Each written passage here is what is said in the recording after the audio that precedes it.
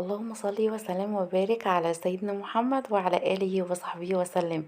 ازيكم عاملين ايه؟ يا رب تكونوا بخير. النهارده بقى هنعمل قطايف بجد تحفة جدا، واعرفكم كل حاجة عن القطايف من الألف للياء، من أول العجينة لحد الحشوة بتاعتها والتقديم كمان.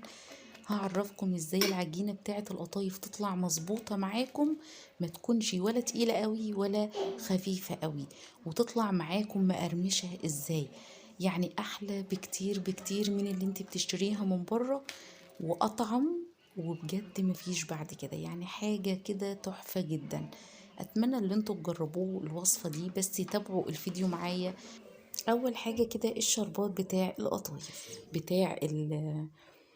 القطايف بيبقى تقيل وبيبقى بارد تماما. معايا كوبايتين من السكر، عليهم كوباية من المية، وعصرة نص ليمونة. هنحطهم على النار 10 دقايق، وبعد كده هنطفي عليهم بس كده، وهنسيبهم لحد ما يبردوا. كان معايا كوبايتين من الدقيق، من الكوبايات اللي هي المج العادي بتاع الشاي. كوبايتين من الدقيق، معلقة صغيرة من السكر. هناخد من كل حاجة معلقة صغيرة. معلقة صغيرة من الخميرة ممسوحة، مش كبيرة قوي. ومعلقة صغيرة من الفانيليا. وطبعا كل كوباية من الدقيق بتاخد كوباية ونص من المية. المية طبعا تكون دافية علشان الخميرة. انا كنت عاملة كوبايتين. لو انتي عايزة تجربي القطايف مثلا في كوباية واحدة من الدقيق، فاوكي مفيش مشكلة. يعني هتاخدي نص المقدار ده.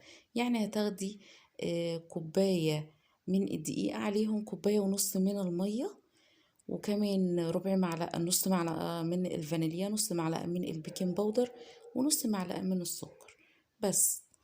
هتدوبي بقى هنقلب بقى العجينة دي كويس جدا. كنت بقول لكم دي تالت كوباية، وهجيب كمان نص كوباية، بس مش هاخدها.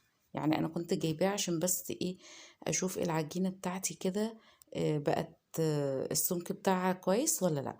وهقول لكم تعرفوا ازاي اللي انتوا وصلتوا للقوام، القوام اللي هو المظبوط، اللي هو لا تبقى تقيلة قوي ولا تبقى خفيفة قوي. طبعا بعد ما تقلبي العجينة كويس، دي كانت اخر شوية بقى كده، خلصت التلات كوبايات بالظبط على كوبايتين من الدقيق. بعد ما تقلبي هتجيبي بقى معلقة، اي معلقة عندك، او مثلا كبشة او اي حاجة. هتجيبيها طبعا، هتقلبي بس شوية كده، وبعدين هتشيلي المعلقة وهتعملي بايديكي كده بس. لو العجينة لمت على بعضها وسيلت كده على بعضها، يبقى لسه محتاجة ايه، شوية من الدقيق. هتكون سيلة، حطيته مية كتير.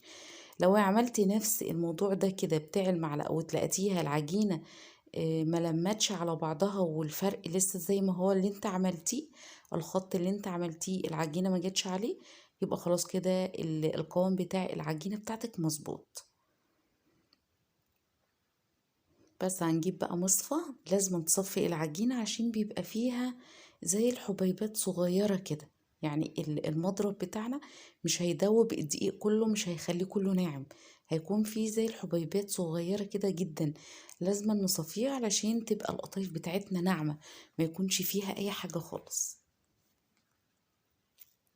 صلوا على سيدنا محمد عليه افضل الصلاة والسلام.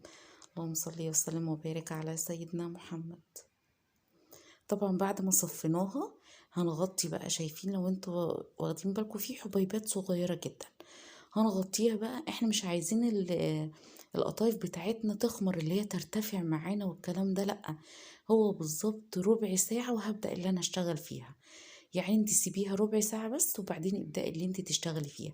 في الربع ساعة دي بقى هنجهز الحشوة بتاعتنا. كان معايا نص كوباية من جوز الهند، ونص كوباية من المكسرات بقى، اي مكسرات عندك، فول سوداني او عين جمل، لوز على بندق. ده كان خليط كده، عين جمل على لوز على بندق. وحطيت عليهم معلقة كبيرة من العسل بتاع القطايف اللي احنا جهزناه في الاول وسبناه يبرد. خدت منه معلقة كبيرة، حطيتها على الحشوة دي.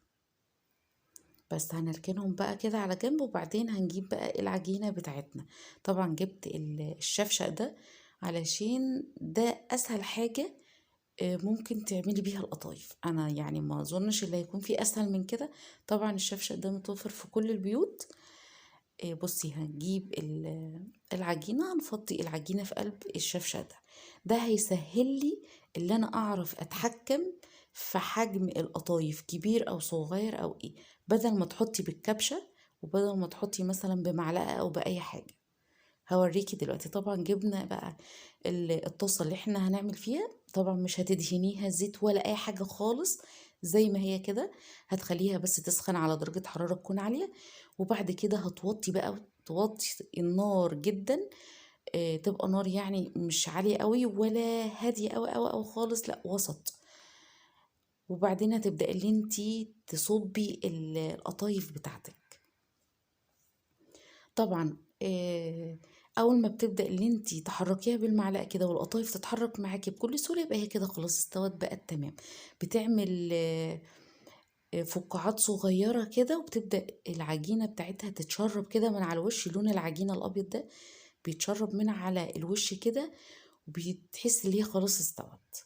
يبقى كده هي تمام معاكي، تقدري ان انت تشيليها خالص. حتى لو ما خدتش لون من تحت، لون دهبي كده، فعادي مفيش اي مشكلة.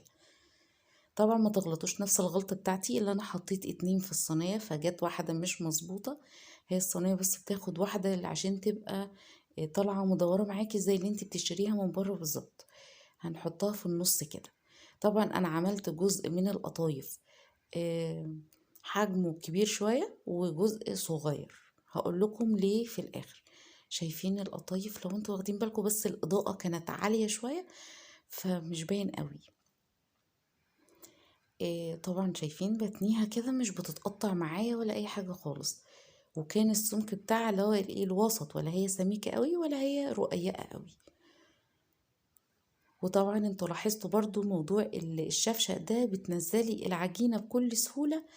مش هتتعبك ولا يعني هتطلعي العجينة كتير او شوية او كده في قلب الصينية او الطاسة اللي انت بتسوي فيها. بصي، طبعا بين كل واحدة التانية لازم يعني تقلبي العجينة كده زي ما انتوا شفتوا، علشان ما تعملش فقاعات كبيرة قوي، تبقى فقاعات صغيرة صغيرة كده. او شايفين بدأت اول ما بتبدأ اللي هي تدخل في التسوية بتعمل فقاعات زي ما انتوا شايفين كده. بس وبعدين اول ما بنبدأ بقى نحركها من الطاسة تتحرك معانا بسهولة، خلاص تشيليها على طول. اول ما تتحرك معاكي من الطاسة تشيليها، ما تخليهاش تاخد وقت كتير على النار اكتر من كده.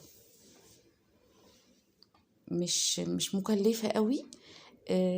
مش بتاخد وقت برضو على النار يعني بالظبط. خلصت الكمية دي كلها في أقل من ربع ساعة. شوف عملت لي كمية ايه، من كوبايتين دقيق عملت لي الكمية اللي انتوا شايفينها دي. شايفين بقى القطايف هنا كانت طرية جدا. ولو انتوا واخدين بالكم انا عاملة جزء حجمه كبير شوية، وفي قطايف برضو حجمها صغير. دي اللي هي الصغيرة. الصغيرة دي بقى لو انتي هتحشيها مثلا كريمة او مربى الحليب زي ما انا هعملها، او اي مثلا صوص انتي عايزاه تحشيها، فتخليها صغيرة شوية. لو انت هتحشيها بالخليط اللي احنا عملناه اللي هو جوز الهند والمكسرات ده، فخليها تبقى كبيرة يعني شوية صغيرين كده، مش كبيرة قوي قوي. انا في واحدة صراحة يعني جت كبيرة مني يعني سيكة صغيرة كده. بس الولاد كلوها الحقيقة. يعني انا ولادي كلوا كتير من القطايف دي من قبل ما انا احشيها خالص. ولادي ولاد اخويا وكلهم اصل الاطفال كانوا فرحانين جدا بالقطايف والحاجات بتاعه رمضان دي. الاطفال بيفرحوا بيها جدا جدا. طبعا قفلنا الجزء ده بصي زي تلات ارباعه، وخلينا الربع الباقي مفتوح زي ما انتوا شايفين اللي انا حطيتهم في الصينية، علشان دي هنحشيها كريمة او بقى مربى الحليب او اي حاجة زي ما قلت لكم. انما دي طبعا حشيناها بالمكسرات، فهنقفلها كلها زي ما انتم شايفين كده. بتتقفل معايا بكل سهولة. لو انت عايزة برضو يعني علشان تتأكدي اللي هي ما تفكش معاكي في الزيت، فهتجيبي شوكة وهتقفليها بيها من الجناب، بس يعني بالراحة كده وانت بتقفليها عشان ما تتقطعش معاكي، لان هي كانت طرية جدا جدا. لو انتي مثلا عايزة تعينيها لتاني يوم، هتحطي القطايف دي مثلا في علبة او في طبق كده، وهتغلفيه الاسترتش راب، وبعدين هتعينيها عادل تاني يوم، مش هيحصل اي حاجة نهائي، ولا هتبرول معاكي ولا اي حاجة، تفضل زي ما هي. بس كده خلصنا الكمية كلها بقى زي ما انتم شايفين كده، وكانت لونها جميل جدا. في ناس اللي هي تتحشي كريمة كده بيسيبوها زي ما هي، ما بيحمرهاش. انا شفت ناس عملوها كده كتير. آه، بس الحقيقة لا، ما جربتهاش ومش هجربها. هي لازم تتحمر، حتى لو انا احط فيها كريمة برضو لازم تتحمر، ولازم احطها في الشربات كمان. وبعد كده ابدأ اللي انا بقى يعني احشيها اي حاجة انا عاوزاها. جينا بقى للتسوية. طبعا الزيت يكون كتير شوية، يعني مش كتير قوي يعني، بس يكون مش قليل. طبعا النار تكون الزيت ساخن جدا، وبعدين تبدأي ان انتي تنزلي القطايف بتاعتك وتقلبي فيها على طول زي ما انتوا شايفين كده. انا مستنيتش اللي هي خدت لون من تحت وبعدين ابدأ اللي انا اقلب فيها، لا، اول ما بتحطيها في الزيت كده ابدأي اللي انتي تقلبي فيها على طول على الناحيتين كده زي ما انتوا شايفين بالظبط. هتاخد كلها لون واحد. وكمان انا بقولك ليه اللي انت تقلبي فيها على طول، ما تستنيش لحد ما تاخد لون من تحت وبعدين تقلبيها، علشان لو انت استنيتي لحد ما خدت مثلا لون من تحت ممكن تقطع معاكي، ممكن تفك. فانت فاهمه، لازما اول ما تنزل على الزيت الساخن كده تبداي اللي انت تقلبي فيها على طول، يعني زي ما يكون ايه، يعني ما تديهاش فرصه اللي هي ايه هتتقطع او كده، لا، على طول انت بتقلبي فيها علشان تاخد لون ذهبي من جميع النواحي، وتبقى كده طالعه ذهبي كده جميله معاكي. طبعا اللي انا هحشيها طلعتها واخده لون ذهبي فاتح، انما التانية اللي هي المحشيه المكسرات دي هخليها تتحمر، تاخد لون يعني زياده شويه اكتر من التانية.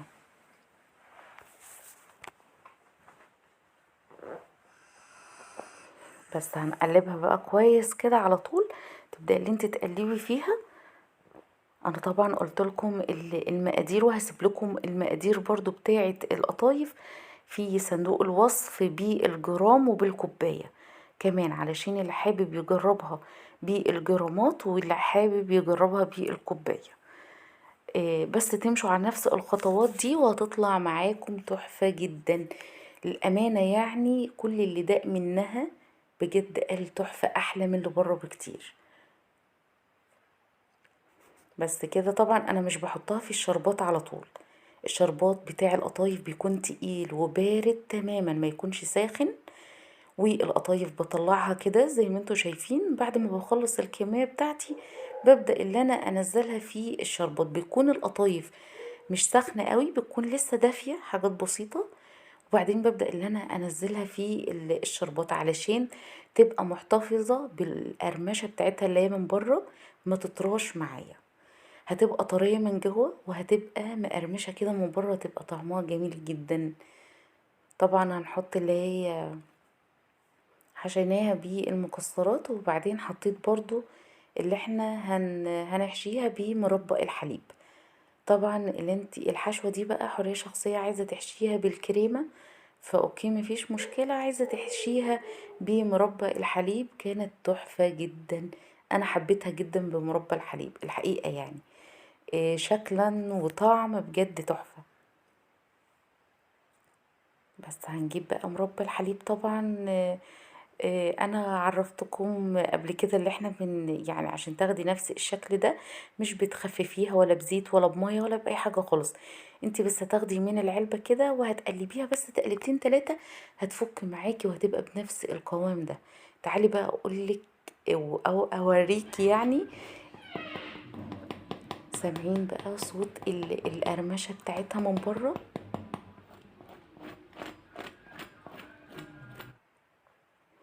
هوريها لكم بقى من جوه. الحقيقه جيت اقطع دي فكانت بصي مقرمشه جامد، وما اتقطعتش مظبوطه معايا، يعني ما اتقطعتش مظبوطه معايا اللي هي من النص.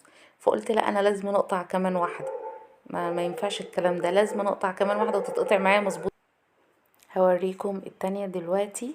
ولو انتم يعني ملاحظين اللي شاربة الشربات بتاعها من جوه تمام جدا، ما فيهاش اي حاجة، مش بتشرب زيت خالص.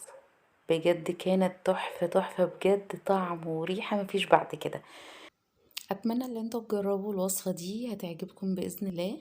ولو عجبكم الفيديو ما تنسوش تصلوا على سيدنا محمد عليه افضل الصلاة والسلام، ولايك وشير وسبسكرايب لمطبخ ابرار. اسيبكم في رعاية الله، والسلام عليكم ورحمة الله وبركاته.